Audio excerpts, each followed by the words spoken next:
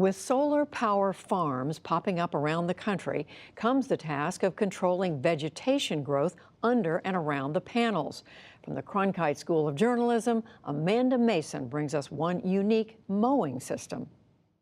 The Red Horse Solar and Wind Project provides Tucson Electric power with up to 71 megawatts of clean power a year. Solar power is great in many ways. It's good for the environment. The costs of installing and delivering solar power is coming down all the time. Joseph Barrios is the spokesperson for Tucson Electric Power.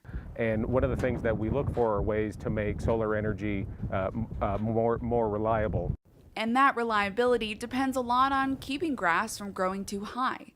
Enter 200 sheep, whose appetites help keep 250,000 solar panels on 1,300 acres operating.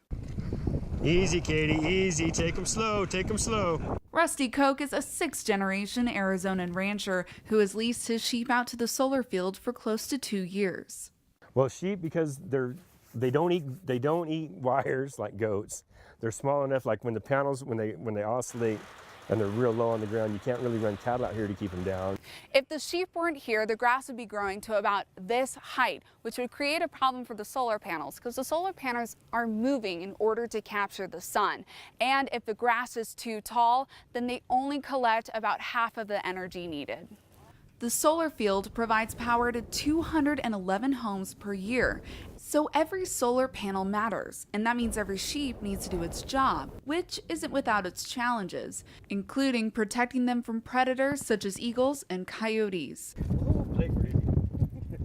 Enter Luciano and his canine friends. At least 3 dogs are responsible for this herd of herbivores. The dogs are what make the whole deal possible. If it weren't for the dogs, the predators would pick them apart.